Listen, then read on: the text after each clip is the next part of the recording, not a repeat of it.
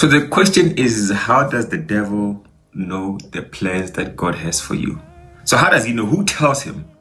It's because the devil doesn't have the spirit of God, so he doesn't know the things of God. So he doesn't know what God is. When God is talking to you, he actually doesn't know what's going on. He can't hear the voice of God, just like you, as you can hear the voice of God. So how come the devil doesn't know? How come the devil knows the plans that God has for you? He knows the plans because we tell him the plans.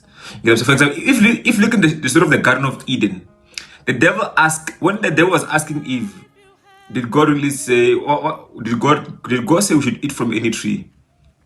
Then that's when Eve said, no. God said you can eat from any tree except for this tree, except for the tree of the knowledge of good and evil. That's when Eve told the devil, like, no, this is what God said. Then the devil just replied by saying, no, that's not true.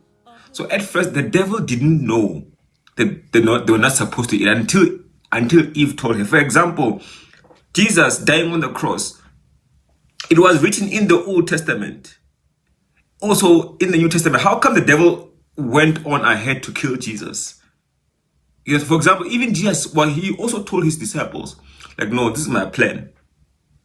But then how come the devil went on to kill Jesus? It's because he was just as confused as his disciples were. So the devil doesn't know and understand the things of God. He doesn't have the spirit of God to understand.